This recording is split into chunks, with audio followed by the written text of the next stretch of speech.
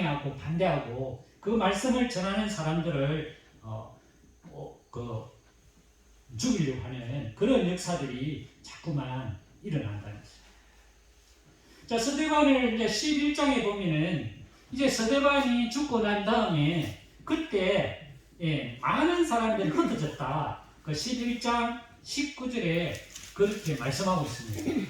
오늘 제가 12장을 말씀을 전하고자 하지 않습니까? 근데 12장의 말씀에 첫 번째 단어가 뭐냐면은 그때에 라는 말씀이 나오고 있습니다.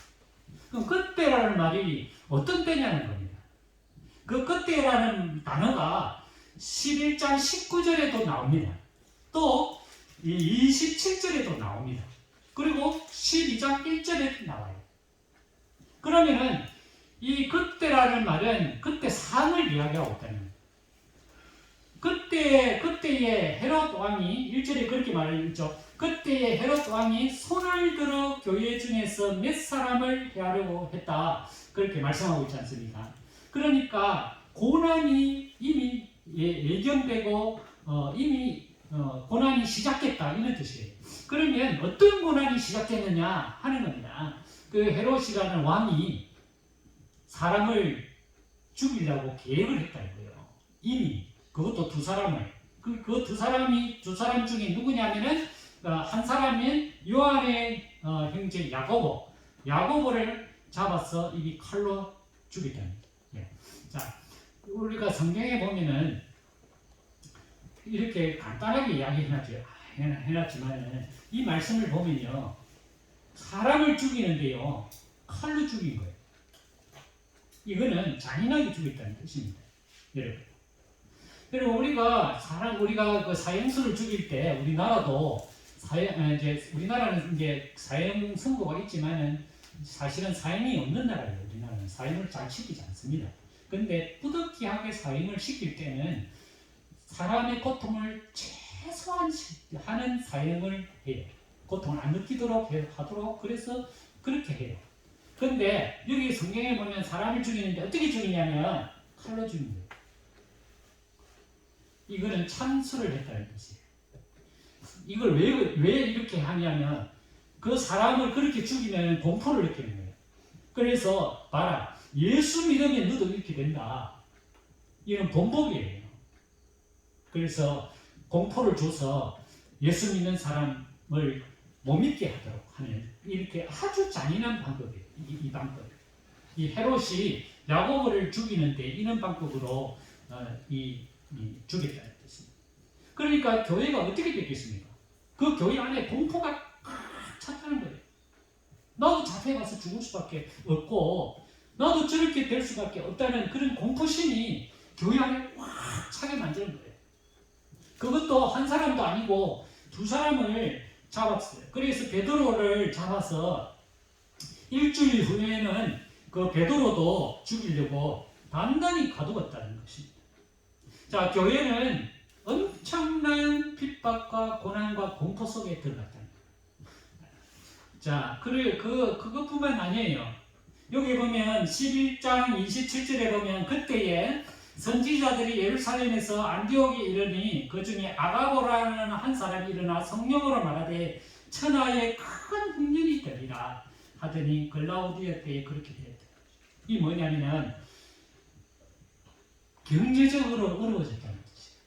흉년이라는 말은 먹고 살기가 어려워졌다는 뜻이에요. 그래서 모든 사람들이 경제력이 상실된 거예요. 예루살렘 교회, 예루살렘 그 지역에 전체가 다 지금 경제적으로 살기가 어려웠다는 거예요.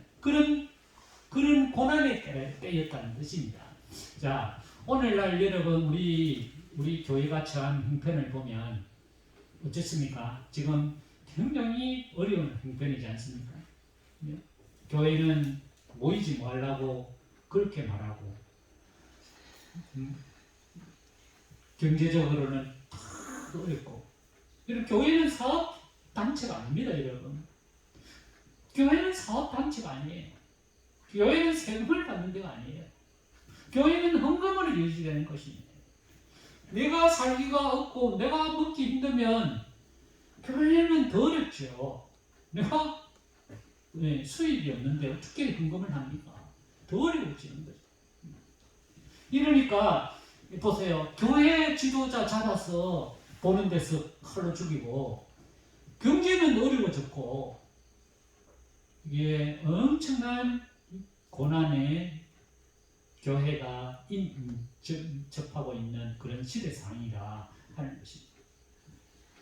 그래서 이 베드로가 이제 그도 잡혀서 옥에 갇혔는데 5절에 보면 이에 베드로는 옥에 갇혔고 교회는 그를 위하여 간절히 하나님께 기도하더라. 여러분, 우리가 할 수 있는 능력은 우리가 하면 됩니다. 그런데 교회가 할 수 없을 때는 어떻게 되느냐 하는 겁니다. 여러분, 사람을 석방시킬 수 있는 능력과 권한은 교회가 없어요. 베드로가 잡혀갖고 야고보가 죽었는데 교회가 누가 나서서 그 사람을 구원해내고 그 사람을 그 사형을 막 방지하고 경제가 어려웠는데 교회가 어떻게 나서서 경제를 일으키고 그렇게 하겠습니까? 교회는 이런 고난과 상황에 대해서 어떤 해결책을 가지고 있을 수가 없어요. 그러나 유일하게 교회가 해야 할 일이 하나 있다는 거예요. 그거는 뭐냐? 기도하는 것이다 하는 것입니다. 우리가 그 고난도 내 힘으로 해결할 수 없는 고난이 닥쳤을 때 내가 해야 할 일은 기도밖에 없다는 사실입니다. 왜냐하면 내가 할 수 있으면 내가 하죠. 내가 능력 있고 내가 돈 있으면 내가 해결하죠. 그러나 내가 그것으로 해결할 수 없다는 것입니다. 그럴 때는 유일하게 내가 할 수 있는 것은 뭐냐? 기도밖에 없다는 것입니다. 그러나 이 기도는 굉장히 강력한 하나님의 능력이라는 사실이에요. 우리는 어쩔 수 없어서 기도하지만은 이 기도는 하나님이 주신 놀라운 무기라는 사실이에요. 그래서 우리가 이 기도는 하나님의 능력을 사용하는 놀라운 우리가 하나님이 우리에게 주신 무기라는 사실이에요. 에베소서에서 가서 보면 너희는 전신갑주를 입으라 그렇게 말씀하고 있거든요. 이 세상은 전투다. 전쟁이다. 전쟁을 하려면 무장을 해야 된다. 군인이 맨손으로 나와가지고 뭘 이기겠단 말이냐. 적군은 그저 우리를 죽이려고 칼을 가지고 창을 가지고 우리를 대항하는데 네가 맨손으로 나와가지고 어떻게 네가 이길 수 있겠느냐. 그렇게 말씀하시면서 전신갑주를 입어라. 무장을 해야 된다. 그렇게 말씀하고 있어요. 머리에 투구를 쓰고 그죠? 머리에 그 갑옷을 입고 흠배를 가지고 믿음의 방패를 가지고 진리의 허리띠를 가지고 평안의 복음을 가지고 또 하나님의 말씀 무기를 가져라 그렇게 말씀하고 있습니다. 그런데 이것들 위에 또 하나 더 주는 게 있어요. 그게 뭐냐? 기도입니다. 모든 기도와 간구로 하되 항상 성령 안에서 기도하고 이를 위하여 깨어 구하기를 항상 힘쓰며 여러 성도들 위하여 구하라. 기도가 모든 그 무기를 가지고 대항할 수 있는 힘이라는 거예요. 힘. 그래서 항상 성령 안에서 기도하고 이를 위하여 깨어 구하기를 힘쓰라.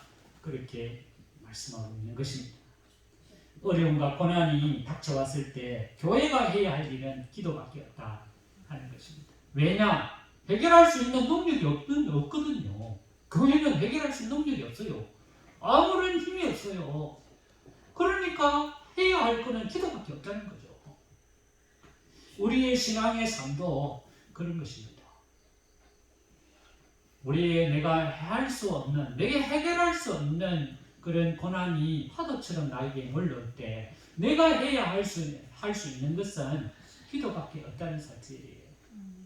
누가 도와주겠습니까, 여러분? 하나님 외에는 도와줄 수가 없어요.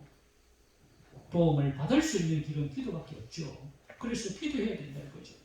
자, 그 다음에 베드로가 옥에 갇혔는데 어떻게 갇혔느냐? 그냥 네 사람이 두 사람이 네 패로 지키고 있는데 이 베드로가 양쪽 손에 그 쇠사슬로 양쪽 군인들이 딱 이렇게 묶고 있는 거예요. 그러니까 이거는 도망갈 수 없다는 뜻이에요. 묶고 나놓고 앞에다가 또 사람이 지키고 있어요. 간수가 파수꾼이 문 밖에서 옥을 지키고 있다. 그때 하나님의 천사가 나타났어요. 홀연히 천사가 나타나서 베드로 옆구리를 툭 치는 거예요. 그러니까 베드로가 이제 실신하고 있다가 급히 일어난 거예요. 일어나서 일어나라. 그리고 탁 눈을 뜨니까 일어나니까 쇠사슬이 저절로 확 풀리는 거예요. 그 다음에 신을 신어라. 그 옷을 입어라. 그리고 나를 따라오라. 그랬어요. 근데 정녕 베드로는 어떤 생각을 하고 있냐? 이거 내가 지금 꿈을 꾸고 있구나. 그런 말을 하고 있다는 말이죠. 이 말은 베드로는 이미 보역을 성실했다 이런 뜻이에요. 나는 이게 죽었다. 나는 이게 죽은 사람이다. 나는 더 이상의 희망과 소망이 없다. 내가 이런 상황에서 더 이상 무엇을 어떻게 하겠는가? 나는 이미 죽은 목숨이다. 그런 뜻이죠. 자기는 이미 나는 산다는 소망을 포기했어. 나는 더 이상 이게 감옥에 나간다는 것은 있을 수가 없는 일. 이렇게 나를 이렇게 감옥에 가두어 놓고 있는데 내가 어떻게 나간단 말이에요. 나는 이제는 죽은 사람이다. 이런 생각을 이미 하고 있었다는 뜻이죠. 여러분, 아무리 신앙이 좋고 아무리 예수님과 함께 살았던 사람이고, 그죠? 기적을 일으킨 사람이고, 믿음에 강성한 사람이라도 죽음 앞에서는 무너질 수밖에 없어요. 그만큼 죽음이 신이 강력하다는 뜻이에요. 베드로도 죽음 앞에서 그는 포기할 수밖에 없었어요. 나는 이제 죽은 사람이다. 나는 더 이상 이제 살아가 나갈 수 없는 사람이다. 그는 자신이 이미 생명이 끝났다는 사실을 그 마음에 굳게 가지고 있었다는 뜻이에요. 그런데 하나님께서 그를 이렇게 세웠죠. 그래서 나왔어요. 그러니까 11절에 보면 베드로가 정신이 이제 들었어요. 온전한 정신이 들어온 거예요. 정신이 들어서 이렇게 말했어요. 내가 이제야 참으로 주께서 그의 천사를 보내어 나를 헤롯의 손과 유대 백성의 모든 길에서 벗어나게 하신 줄을 알겠노라. 그렇게 고백을 하고 있는 것입니다. 베드로가 그가 이제 살았다 하는 사실을 그때서 알게 됐다는 뜻이에요. 우리는 내 모든 것이 끝났을 때, 나의 모든 소망이 끝났을 때, 나의 희망이 모든 것이 꺼졌을 때 우리가 누구를 의지해야 되느냐? 하나님을 의지해야 된다. 하나님이 끝나기 전에는 끝난 것이 아니라는 것을 알 수 있습니다. 우리 인간의 손에서는 끝났어. 안 그렇습니까, 여러분? 베드로가 생각할 때는 이미 인생이 끝난 거야. 근데 하나님이 끝나지 않았어. 그러면 끝나지 않은 겁니다. 우리는 내 스스로 모든 것을 손을 놓는 그런 상태가 올지라도 하나님이 손을 놓지 않으면 손이 안 놓은 겁니다. 그래서 그러므로 우리는 어떤 일을 만나든지 항상 하나님을 바라보면 소망이 온다는 것입니다. 그래서 고난 속에서 항상 하나님을 의지해야 돼요. 베드로가 정신을 차리고 나니까 이제야 참으로 주께서 그의 천사를 보내셨구나. 그것을 알게 됐다. 그렇게 고백하고 있는 것입니다.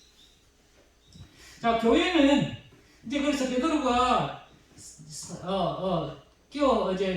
나와가지고 이제 그 교회에 찾아갔어요.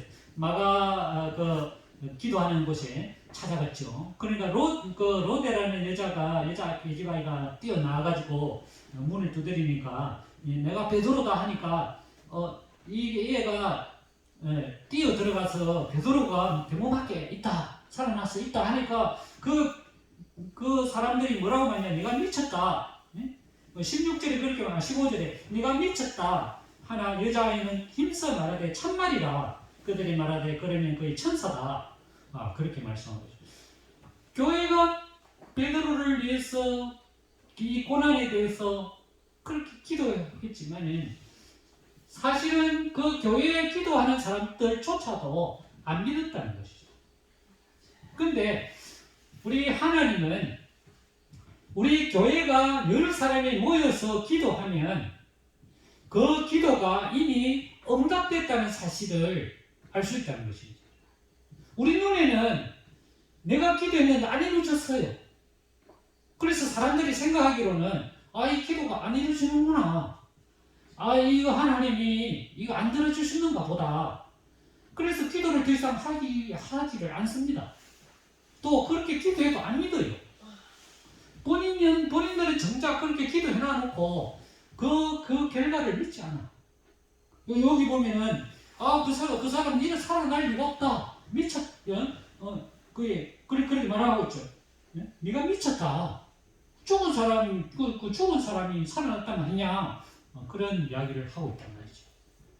우리가 하나님이 우리의 기도를 이미 기도를 시작할 때 하나님이 우리의 기도를 이미 듣고 있다는 거죠. 듣고. 그리고 그 기도의 응답이 이미 이루어졌어. 이미 이 교회가 알기 전에 이미 베드로는 석방이 된 거예요. 우리가 기도할 때 내가 한 기도는 하나님이 듣고 계시고 이미 그 기도가 이루어졌다는 사실을 우리가 믿음으로 받아들여야 돼요. 그래야 계속 기도할 수 있는 거예요. 근데 우리는 보통 기도할 때 한두 번 기도해보고 기도 안 이루어졌다 그러면 하나님 내 기도 안 들었구나 이렇게 딱 단정을 지어버려요. 그리고 그 다음부터는 뭐합니까? 기도를 안 해. 하나님도 안 들어주시고 하나님도 내 기도를 응답을 안 하시는데 내가 너한테 그죠? 힘들어 이렇게 할 필요가 뭐가 있노? 이렇게 생각한단 말입니다. 그게 아니라는 거죠. 우리가 하나님 앞에 기도하면 하나님 반드시 그 기도를 듣고 있다는 거예요. 그리고 하나님의 뜻에 의해서 그 기도가 이미 기도가 듣자 바로 시행이 된다는 거예요. 우리가 모르고 있을 뿐이지 이미 그 기도가 시행이 되고 있다 하는 것을 이 말씀해 주고 있다는 것입니다. 자, 그리고 난 다음 베드로가 이제 부탁을 해요. 모여있는 분들에게 17절에 그렇게 부탁을 해요. 자, 주께서 자기를 이끌어 옥에서 나오게 하던 일을 말하고 또 야고보와 형제들에게 이 말을 전하라 하고 떠나 다른 곳으로 갔다. 그렇게 말씀하고 있어요. 베드로가 두 가지를 이야기했어요. 그 교회에 모여있는 기도하는 사람들에게 두 가지를 이야기했습니다. 하나는 하나님께서 나를 천사를 보내서 나를 구원시켰다. 이 사건에 대해서 이야기를 했고요. 그 다음에 뭐냐면 야고보에 대해서 이야기를 했어요. 자, 왜 이 베드로가 살아났다면 할 일이 얼마나 많겠습니까? 그죠? 할 이야기가 얼마나 많겠습니까? 그런데 야고보에 대해서 이야기를 했다는 거예요. 야고보에 대해서. 자, 여러분들이 야고보와 그의 형제들에게 찾아가서 내가 살아났다는 사실을 이야기해라. 그렇게 말했어요. 여러분, 우리가 야고보의 입장에서 한번 생각해 봅시다. 야고보가 베드로와 같은 예수님의 수제자 아닙니까? 그런데 야고보는 특별한 한 일이 없어요. 그런데 오늘 이게 보면 1절에 야고보가 2절에 야고보가 순교했다는 이야기를 딱 한마디 하고 있어요. 그는 순교한 것밖에 없어요. 다른 건 한 일이 거의 없어요. 자, 야고보의 그 부모 입장에서 볼 때 하나님 불공평하시다 그렇게 말할 거 아닙니까? 왜 베드로는 살리주고 우리 아들은 죽이냔 말이에요.